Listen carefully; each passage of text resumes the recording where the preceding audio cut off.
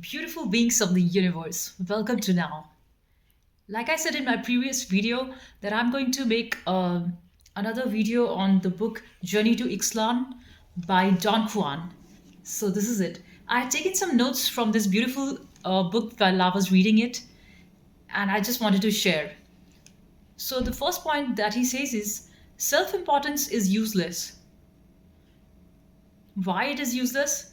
Because it is like a horse which is moving with the blinders on, and all he sees is just himself. So, having self importance beyond a certain limit is not important at all, because that is going to make you too conscious of how you are being perceived in the world. So, what we want is just to exist in complete alertness without putting a lot of self importance to our own selves. Having an ego to live, but not putting lot of enforcement on that. This is who I am. You do not need to make your personality too rigid. It should be like as the environment is, so like that you adapt. So don't think that you just need to wear one personality.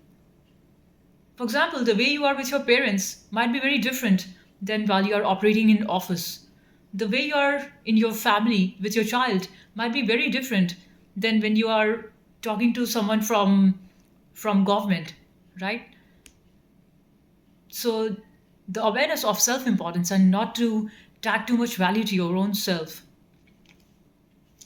Next thing he talks about death, and a lot of his talk is around death because death is your best teacher. Death is our eternal companion, always to our left, at arm's length behind us. Death is the only wise advisor that the warrior has.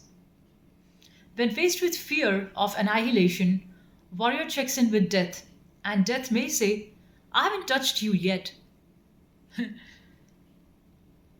So you truly do not need to seek the advice from others because all of us are going to die.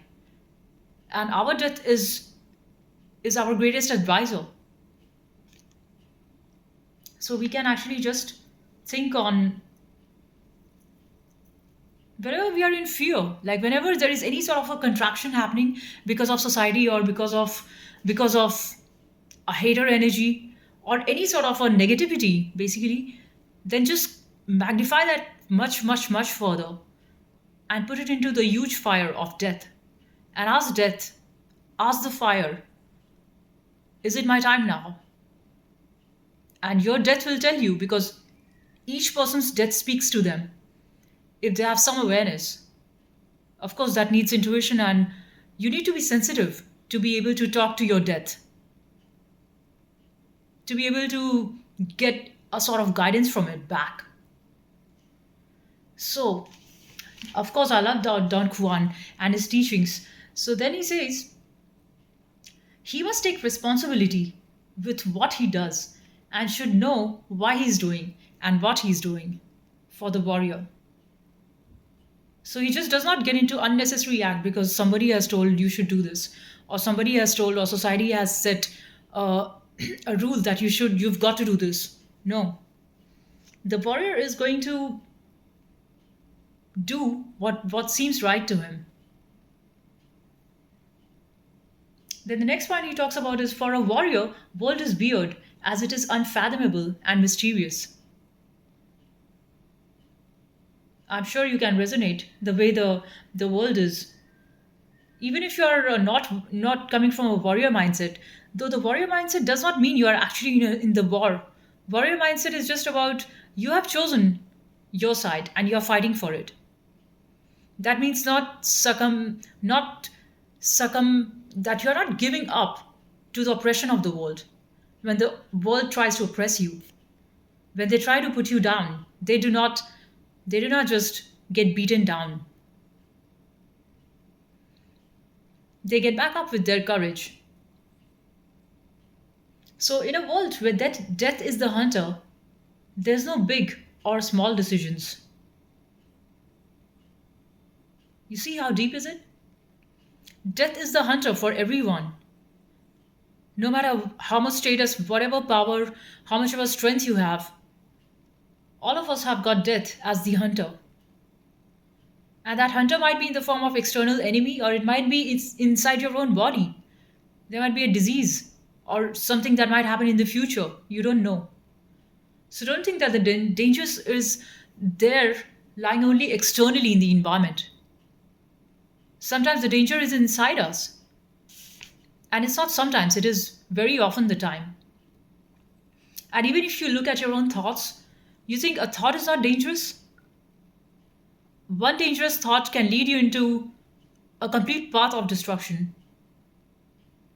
So don't underestimate the thought power, and don't underestimate the the dangers externally too. So he talks about the next point. For a warrior, world is weird and it is unfathomable, mysterious.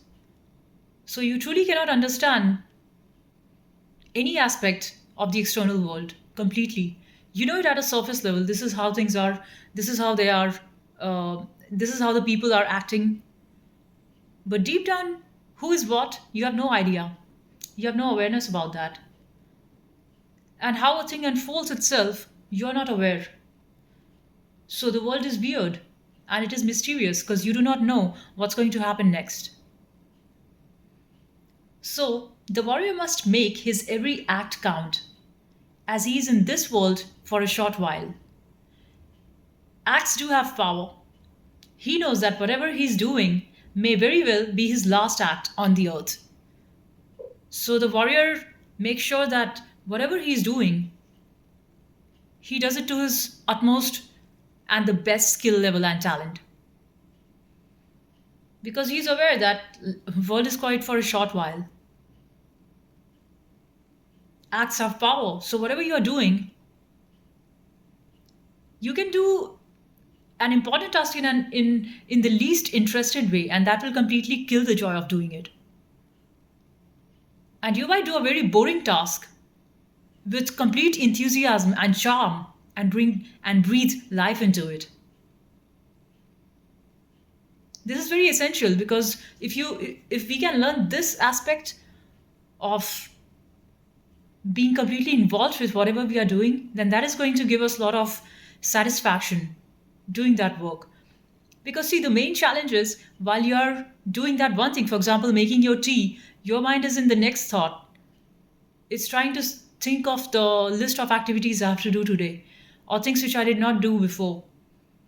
So our mind is either in the future or in the past, but staying in the now while you're making your tea and completely being with it, and not just making the tea but every step involved in it, like while you're adding the tea, you're completely aware of the spoon movement from that jar to the teapot, being aware of every single move, watching through it clearly. Because you see, the world that you see, and if whatever you are watching, you should be careful into even the places you are looking, the people you look, because eyes, your very eye, the thing that you are observing actually, that can be like meditation. So don't just while you're in a crowd in a public place, don't just look at anybody because that is draining you out of your energy. Don't look at people. That drains your energy.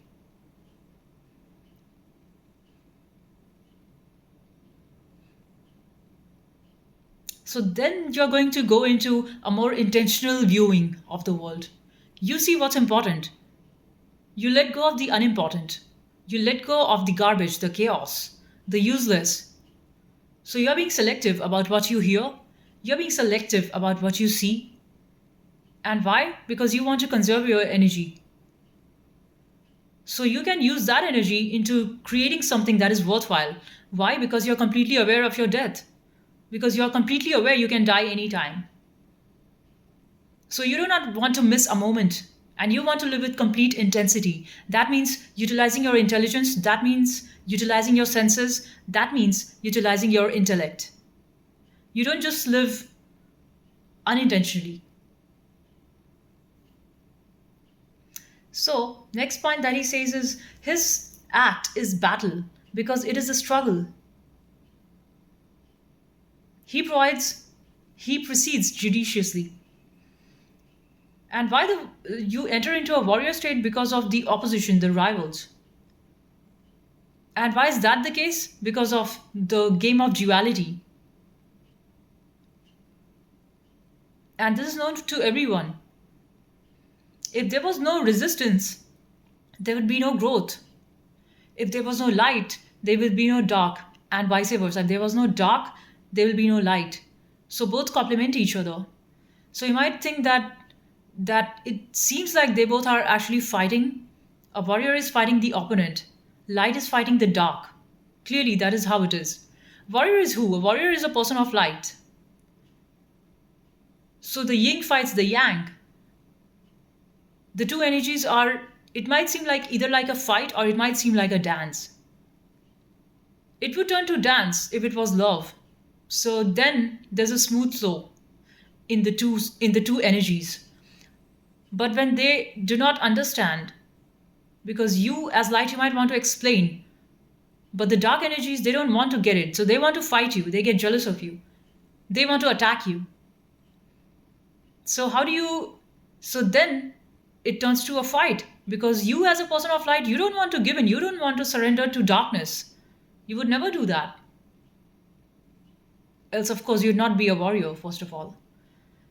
But since you have chosen to this path as a warrior because you embody light and you want to just be honest with the side. It's not about we winning, but naturally by the laws of the universe always the light wins. That's the law of the universe. So you might feel the dark energies and dark state of the world is too much, the world is so much in a state of darkness right now, but that is not going to stay forever. So once this whole darkness exceeds to much more worse state, then the world would get destroyed through its own. It's like a snake eating its own end. Because a society which is not supportive, kind, and compassionate cannot self-sustain.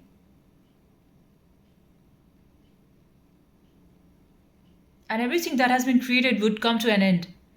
So even if you find that the dark energies are on the rise on the planet, and this is not new, first of all this thing has happened over billions of years. Creation and then state getting worse, and then the destruction, annihilation, and then the new world is created, new universes are created, new planets are created. This is happening in your body, in the cells. So many cells are being born, and then so many sustain their life, and then millions and trillions of cells die, and then again new cells are born. But we are not conscious of it and we are not aware. So we think that we are a solid entity and we never perceive the danger inside our own body. If you were truly aware of your body, it's like a ticking bomb clock, which will, of course, explode at the time of your death.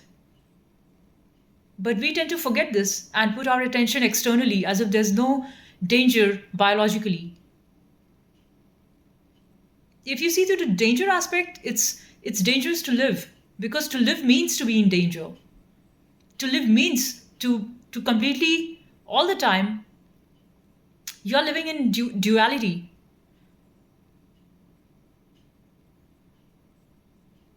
And of course, there's the other side, safety as well. So the game is not only danger. There again in this too, the duality, the danger and safety. And you just gone, you see that your life is so much like a dance between the two. Sometimes you find yourself in a state of danger. You're driving and you feel, oh, you were just about to hit something, but then you survived. And you come back and you feel, wow, I'm safe. I'm thankful.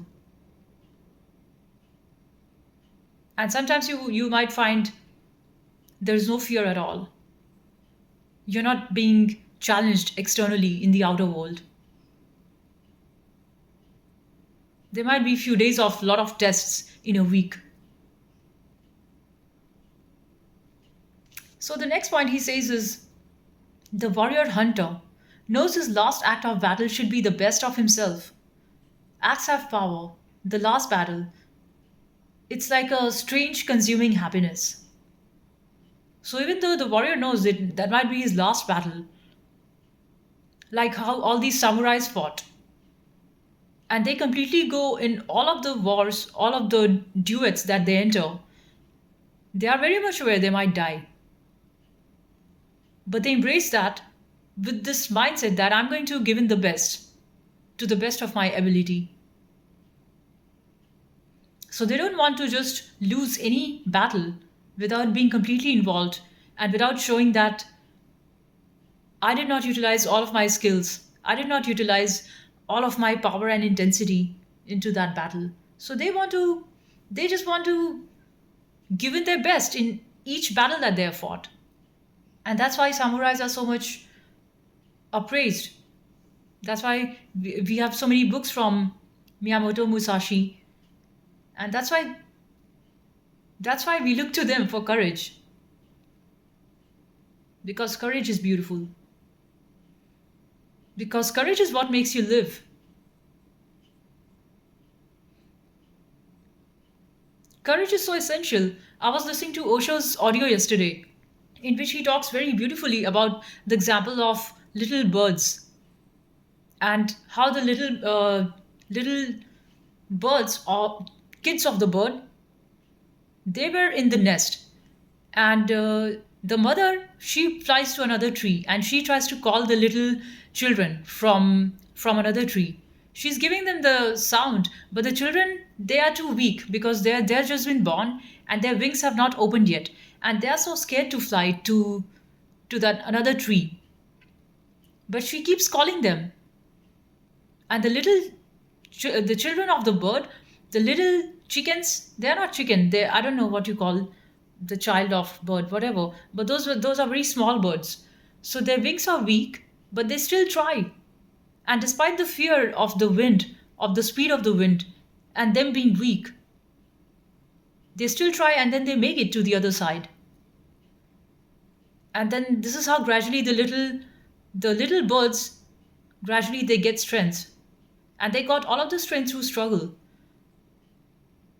If there was no struggle, they would just remain in the nest and they would not get stronger wings.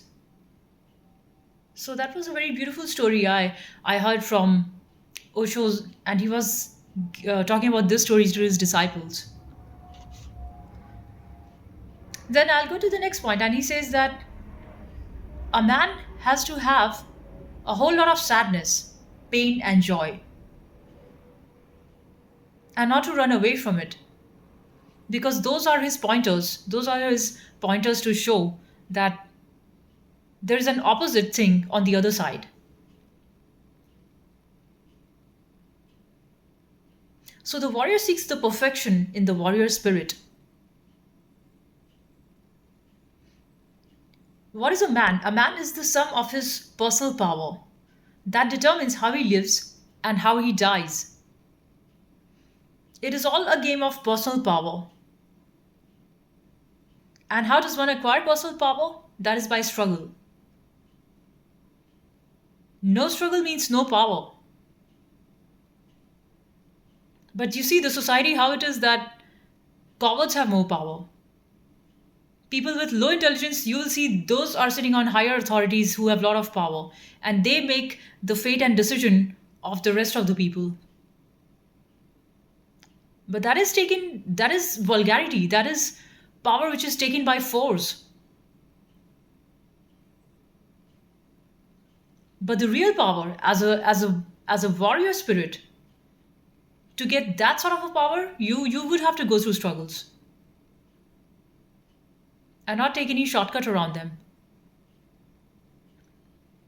So it's just like you feel the pain, but you do not get scared of the pain, but you accept it and then you move ahead.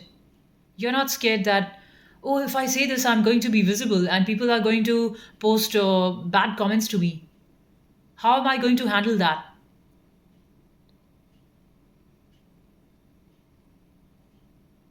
Because then there is also fear in not expressing yourself.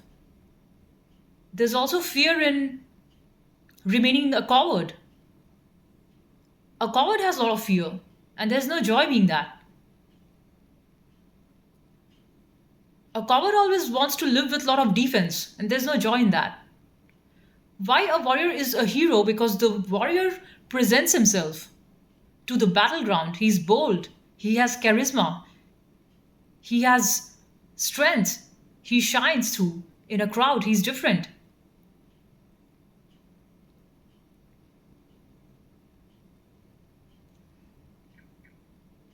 Then the next point Don Juan talks about is either we make ourselves miserable or we make ourselves strong. Work is the same.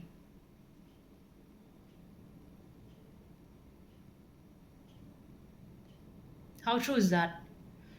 Then he says, balance of a warrior is in the terror of being a human to the wonder of being a human.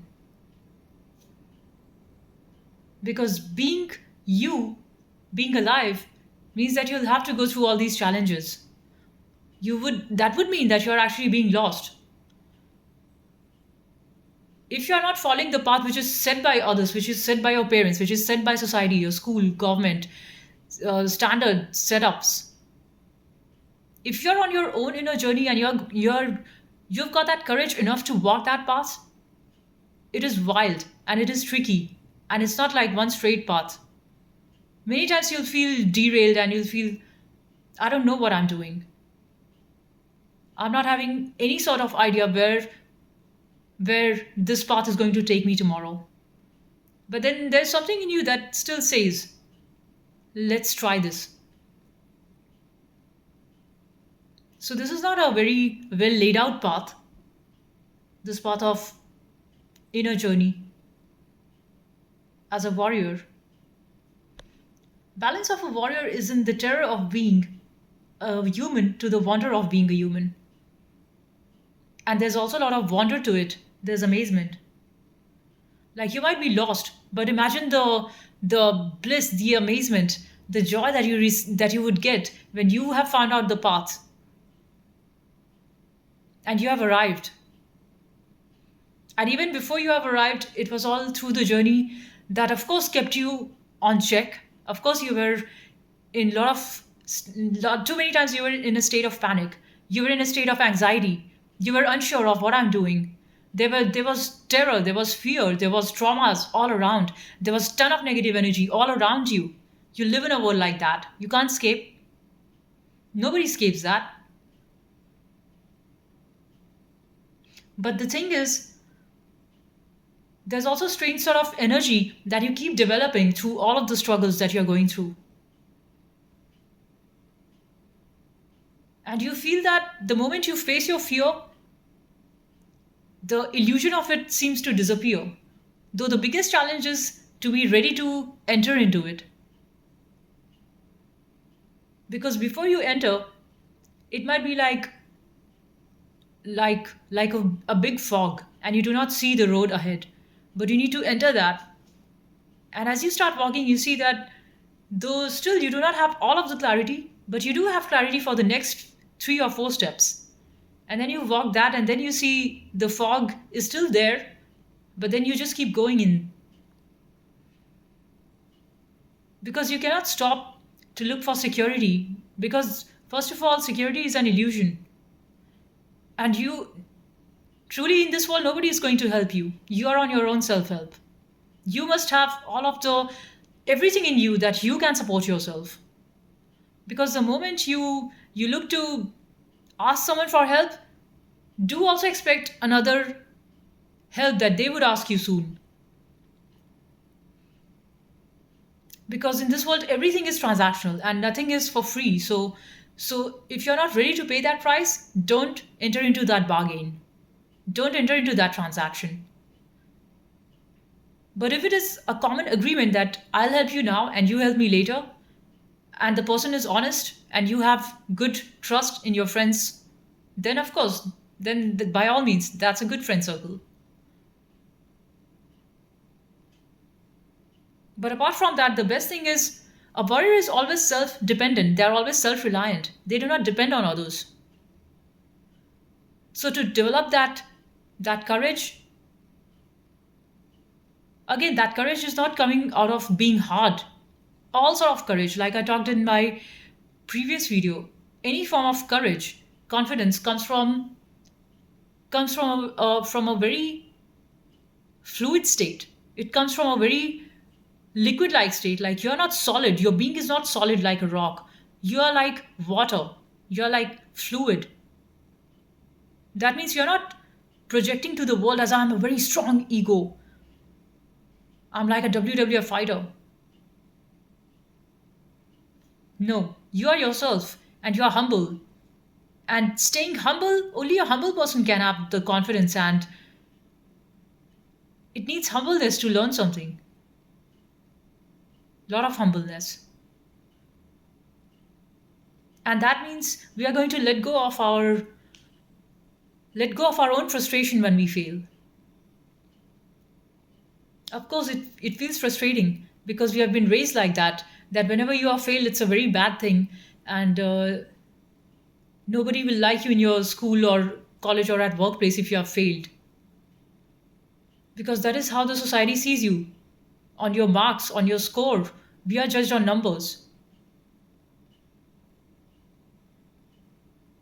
But when you allow yourself to fail, then you are ready for something that is truly important in your life, because you do not just want to live as per a statistical figure in your whole life just to get validation. A warrior is not at all concerned about validation. A warrior is never ever concerned about approvals from the others. Miyamoto Musashi, he was a self-taught because he could not find the right teacher for him.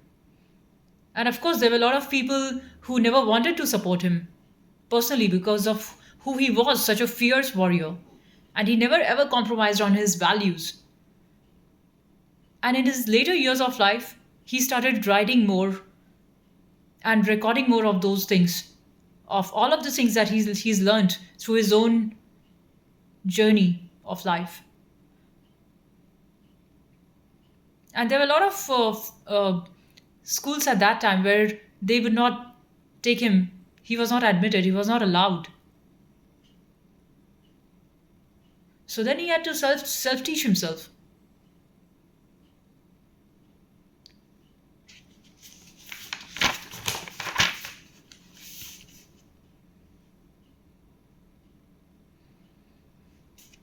Next nice message I wanted to talk about is, stay on your own path and do not copy others. Because everybody's life is exam paper is different. So if you are busy copying others, what others are doing, I also want to have those, be those. That is not going to help. So just be on your path. Do something that resonates with you. Do something. How do you find what you actually like to do? Is just by seeing the things that you enjoy, regardless of the money that it gives you, regardless of any amount of thing that you get back. Are you having enjoyment while you create it? Are you having fun while you are doing it? Then that is your thing. That is your gig. And of course, there'll be a lot of controlling people and negative vibes that who would not want you to continue doing that. So if you wrote a book and you went to some publication, and they will say, no, we don't want to publish this.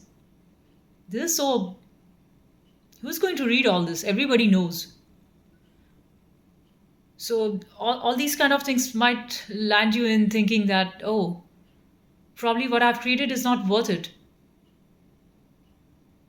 So don't let those controlling authorities, and a lot of my YouTube videos, they have been muted. Things which I talked, a lot of my things they have muted. And when you dispute, sometimes they approve some of those workout and some of them don't. So then I let go of those videos. But I had put in my time and effort, but I don't mind it because I know that as long as I'm alive, I'll have more ideas. I'll have a lot of new things that I have learned. And then I'm going to post it on YouTube. So I don't mind, and I don't let that uh, dim my own light and say, oh, those videos of mine were muted. That video of mine was not published. So what's the use? Why should I make it? Though it does, this thought does come to my mind. Why am I doing all this? But then I realize that it just gives me a sense of, I just want to express basically. I just want to express who I am. I just don't want to live and die like a robot. I don't want to live a mechanical life like others. I just don't appreciate that. I want to live in my full authenticity and do all of the activities that aligns to my authenticity. A lot of that is around music and videos that I do.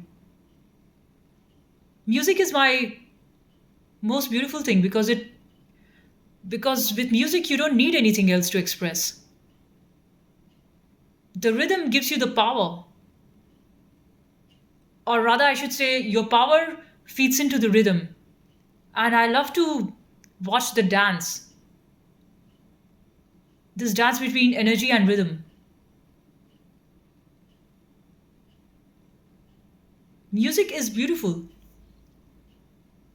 There is an innate sense of beauty in art, in painting, in dance. And the whole point of life is that you develop yourself so that you can arrive with these fruits. These are the fruit of your soul: dance, music, poetry, beautiful shairis in Urdu. Those are so beautiful. Those are just very out of this world. And the reason is because it all comes from a space of innocence in your heart. It needs a lot of innocence to be able to create. A mechanical mind is only going to run to mechanical marketplace externally. The world is a market, right? You are constantly building yourself up so that you can sell your skills in the market so they pay you. It's the entire world is a market.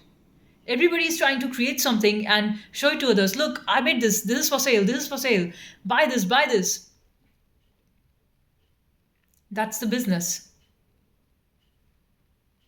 They made a product and they just want to sell it. But this thing, here's this thing of art and music and creativity and any sort of form, or there are a lot of any sort of a creative act that comes from a place of innocence, because that needs purity in your heart. That needs, and purity doesn't come if you have strong ego. People of strong ego, look at the way how they present themselves. You see in offices, how do a lot of bosses walk? As if they want to consume everybody else's space. They walk with a lot of sound so that everybody on the floor looks at them. They want to steal attention of people in a very absurd way. You do not want to be noticed like that. But these are the people who have strong sense of ego, that I'm this role. They do not see that their role is for a short while. You're not going to stay in that role forever. Even though you are a CEO, CEOs also get fired. Of course, at a certain role, you need to have that ego, but that ego need not mean that you are walking around like as if you own the world. And here's another thing: somebody who's, the higher you are in your in your skills and expertise, the more humble you get. And the more foolish you are, the more ego and more loud you want to get in a vulgar way. Not in a way that you are trying to uplift others. You are trying to put yourself up by bringing others down. That is cheap. And that is how you see all these kind of people acting at big levels in big companies. All cheap people. And they would have everything. Trying to act like they are so solid and they are there forever. Still, their job is also replaceable. No matter how mean a boss is, he's still taken over by another person who is more mean than him. Where are you going with this fight? If you think that being mean is the thing, well, enter the rat race being mean too. You think only you are mean? There are millions and billions of people more mean than you. So whether you take to this path of goodness wherein you want to be good better than the other person, there's no end to it. There are going to be millions of people who are better than you. And if you take to this path of meanness, I'll be mean so that I can survive in this world. There are much more meaner people than you. So either way you choose, this path of competing with others is not going to serve you because there is always competition. And there's no point living life like this in a constant competing with others, seeing others like a threat, how they view you. That's why people get into a secret competition with you because that is their mindset. But you must keep yourself pure. You must keep your existence in such a manner that your heart is not tainted. You must keep yourself pure because from a sense of purity and innocence and goodness, it's all to do with the sattva quality. From the mode of goodness, that is the sattva quality itself, can you tap into that infinite source of creativity. There's no other way. Rest all can be a copy of others.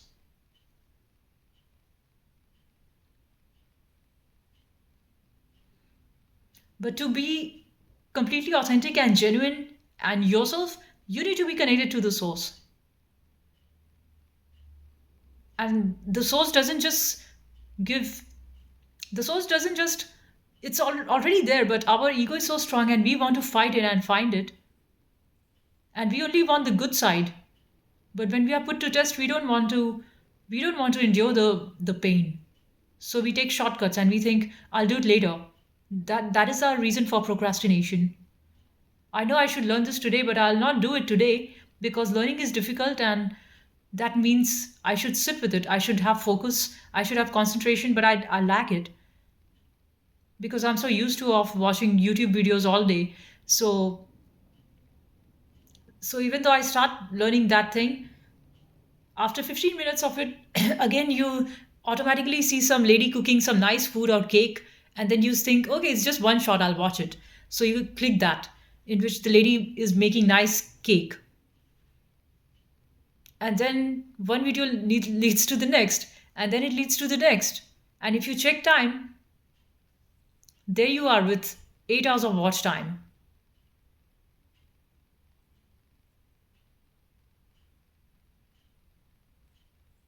And we want to break this chain. We want to break this chain so that you screen is not your only life, first of all. And the more connected and disconnected the society is getting, so we are all so much connected through internet, through the web world. But still there's a lot of disassociation from people. So all the time we are in front of our screens, and it is so much inconvenient for the neck, especially I feel. And you just want to be in the open so you can get more fresh air. Even the gyms, I don't like gym also so much because I mean, yeah, this gym is nice and spacious, but I think because there's no openness. So I like this idea. A lot of people do their exercises in the open. So maybe I should try that.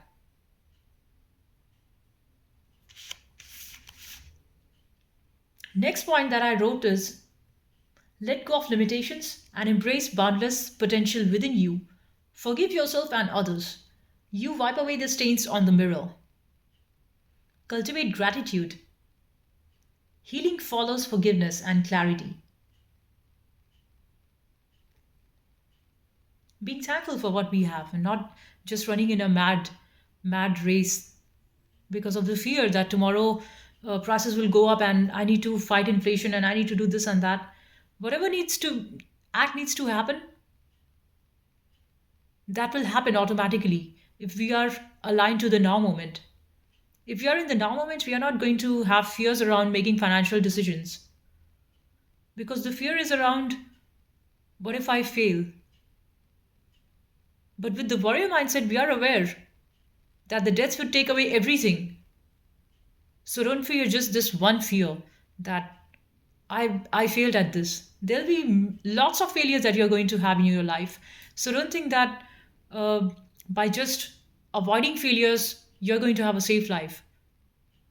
Avoiding failures is also a lot of, how should I say? Avoiding failures is like not attempting. So that is not expansion, that is contraction of the spirit. And since the day you're born, you're like a universe which constantly wants to expand. Universe is not contracting, it's in ever state of expansion. It keeps expanding. So like that, as long as you're in the body, there's something in you that just wants to expand. So you have got desires and you go out to make that happen. But on this process, there would be fears and failures, and we want to not check them because it's so painful to fail, because then your ego gets diminished, your ego gets attacked.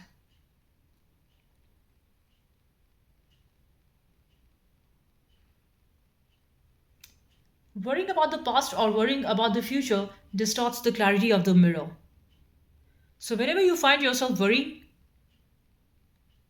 just just take a walk. If it's raining outside, take a walk inside the house, or just take a walk in free fresh air. Clear intentions makes you draw clear manifestation. So clarity is the key. And it's not about what we are doing and how we are going to achieve it and all of this thing. Because the moment you're just coming from the state of who you are, basically you're not going to do anything. You're just going to sit with who you are. You're just going to be in silence. You're just going to sit with yourself without any YouTube video on, at least for a short while. You sit with the unease in your body. Even if you have pain somewhere in your body and you're just sitting with yourself and that comes out at the surface, that's all right. You just sit with it.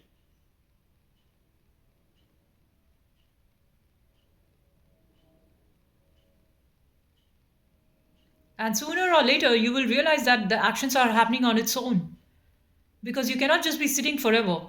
Naturally, the life demands action out of you, and then you start to act. But if you study too much how the act is happening, how am I doing this and that? If you are trying to dissect it too much, it's going to you're not going to get a lot of clarity. For example, a centipede which has got 10 legs just walks on its own with 10 legs. We as humans, we might think, how can a centipede with 10 legs, how is he able to balance the body? The centipede is not even concerned. It's automatic and is just walking on its own. But if a centipede is put to this question, how do you manage to walk with 10 legs? And then if he slows down and tries to understand it, then he might get entangled in his own body.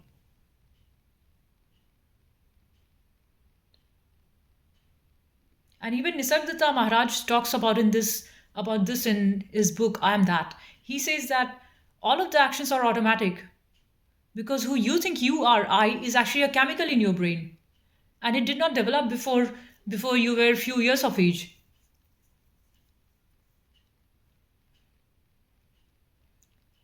So all these actions, the physical action of the body is all three of these things: physical, biological, and chemical. All these three things come together, and then you embody yourself as who you are. But actually, who you think you are is a combination of all of these three aspects put together, with your I being formed in your brain cells as chemical. And as you get older, that chemical tends to weaken, and your identity tends to shrink. No matter if you are the biggest business tycoon of the world. And with that, the death comes. And he says that all of the actions happens, and then later, after very minute fraction of the second, this ego comes in and says, I did this because I thought and I had planned these things beforehand.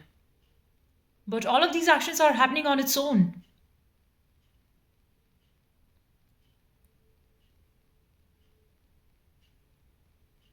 So with this, there's no much burden. You live in the world and act whatever action needs to happen, it just happens. If you were supposed to meet your guru in this lifetime and make steps towards enlightenment so you can be free because you were so fed up with the miseries of the world, if that was what was destined in your lifetime, this is what you had to go through, that is what will happen. If somebody was born to make his huge business empire, that is what his life would take him towards. And you might think that it was he who planned, I'm going to be this business tycoon because I planned this and that. But that is not the case because based on the environment, all of these things happen as per the environment. You are raised in that family, you are raised in that sort of an environment wherein you decide that, yeah, I want to be a business tycoon. So I'm going to make this thing, make my brand, and be the best in the world for this. And of course, everybody has got their karma, everybody's got their destiny that plays out. But with this awareness, there's no burden of I am doing it and I need to be so much in control. I cannot be free about it.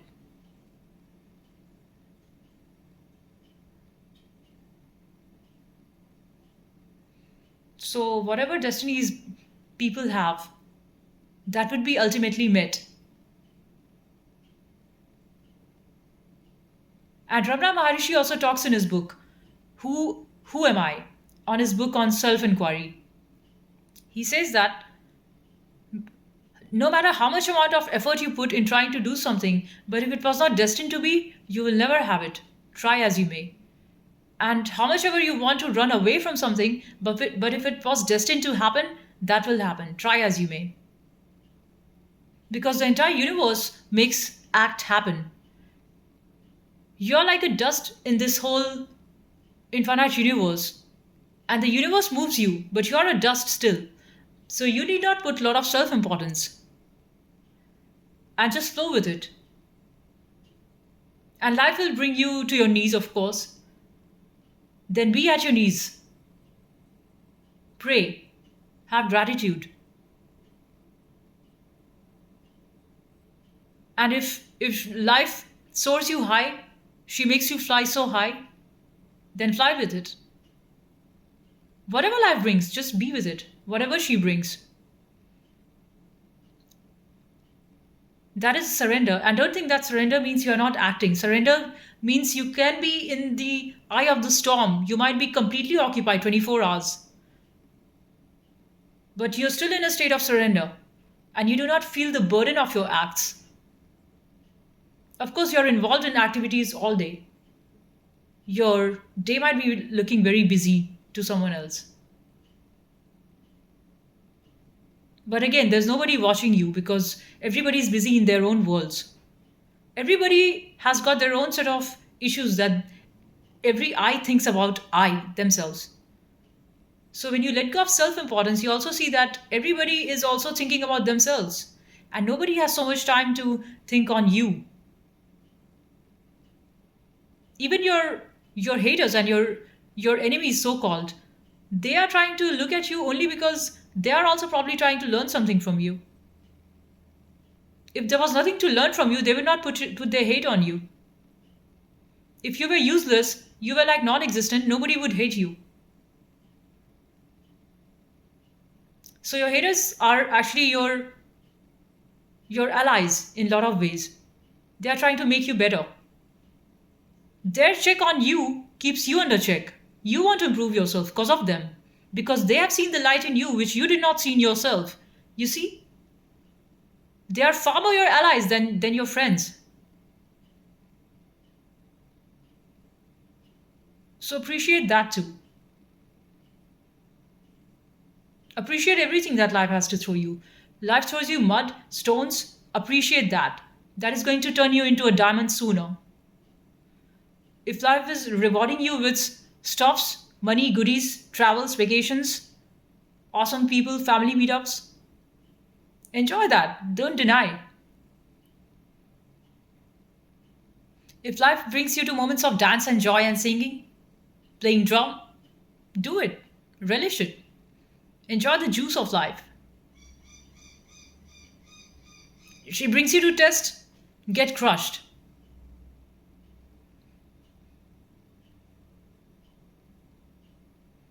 If she shows you people who hate on you, of course you'll feel bad because you're human.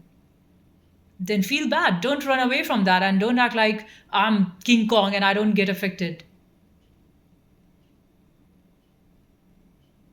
Because we are humans and we do feel bad when you see people don't like you. But that does not mean that you do not be as who you are. Of course, you will continue to be as who you are. But in the moment when somebody said something nasty, you don't like it. Because nobody likes to be told nasty things.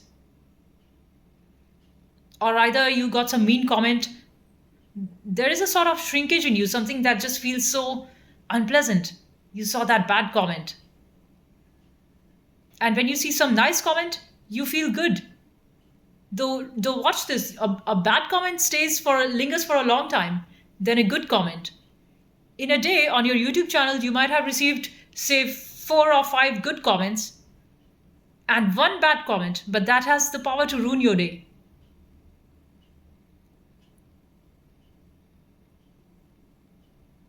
But again, if you think that you have this I which has the control, if you think you have the free will to control that, then place your energies on the good message, the good comments that you got, and feel good that there are people in the world who resonate to your message.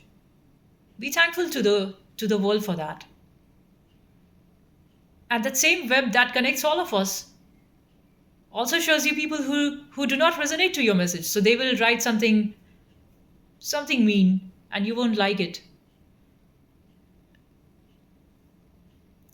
But that's about them. Of course, you cannot please everyone in the world.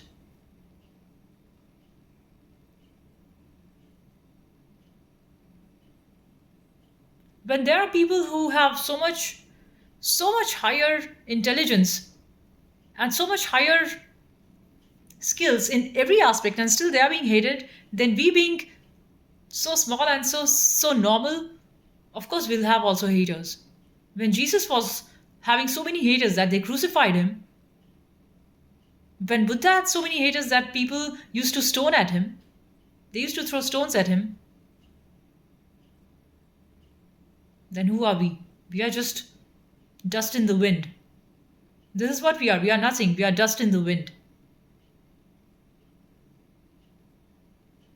And living in humbleness is freeing because even if people mock at you or say nasty things or throw stones at you, you know that before them because you are not putting a lot of self-importance on yourself. So when they say that you are a fool, you do not get mad because you already know that yes, I am a fool. I'm not claiming I'm intelligent by any means. I see I have a lot of things to learn. And because I'm aware of my own foolishness, you don't mind when others tell you that oh, you are a fool.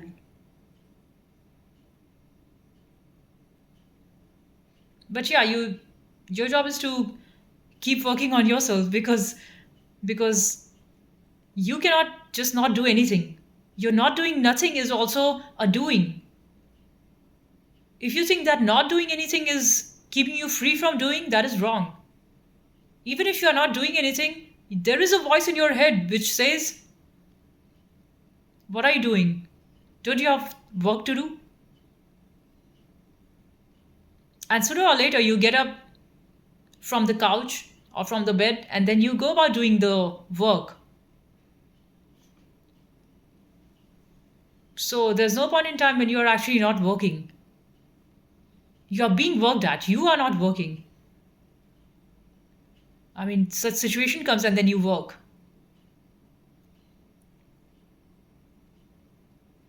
So that's all I wanted to talk about these beautiful thoughts and these beautiful message from Don Juan from his book Journey to Ixtlan. I love this name also, Ixtlan.